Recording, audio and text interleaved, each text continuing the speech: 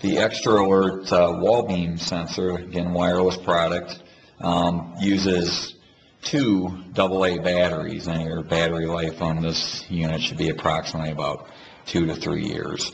I'm going to pull the cover off here, but first let me describe the beams a little bit. There's two beams that will shoot out horizontally on both sides, and they project out about 40 feet each direction, so for a total protection area of up to 80 feet.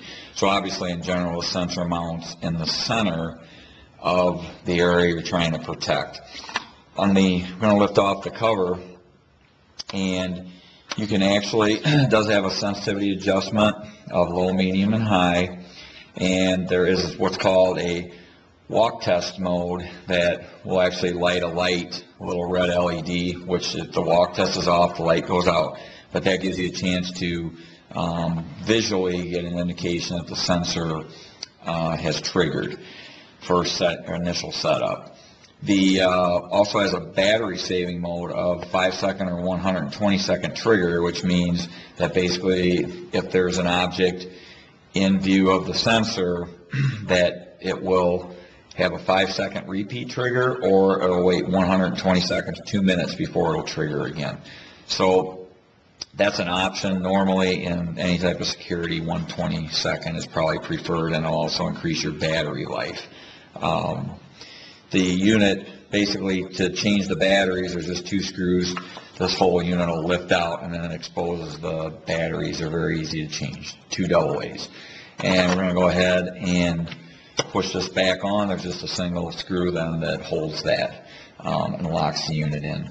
So we're going to use it on walk test mode, so it'll be triggering constantly. But this would be one application of this type of unit. Again, we're doing it on an interior wall, but if we could just reverse this to the windows outside, this type of sensor is designed strictly for against a wall to protect any type of doors, windows, so it's kind of a tight perimeter around a home or business, back area, whatever you're trying to protect. Mainly though, it would probably be more for windows and doors on the outside. So as you see, I'm walking, the sensor is active, but it's not triggering at all. And then when I walk up close to the wall, you'll see that it'll trigger.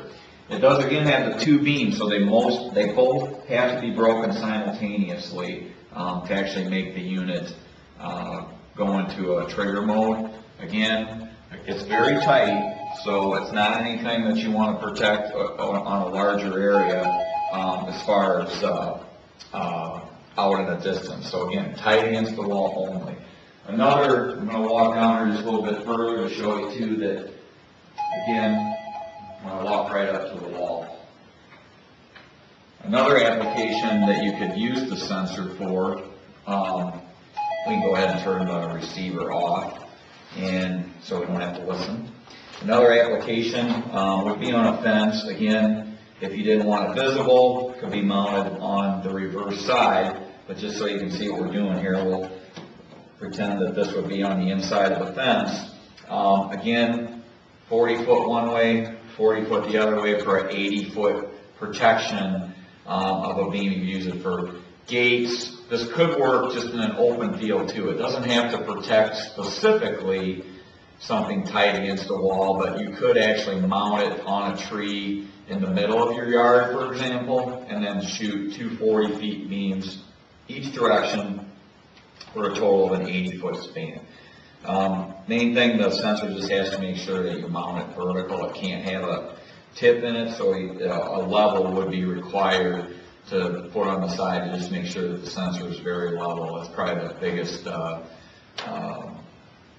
thing to be careful of when you mount the sensor. Otherwise, very trouble-free, wireless, very quick to mount. Have it mounted and set up probably in under 5 minutes.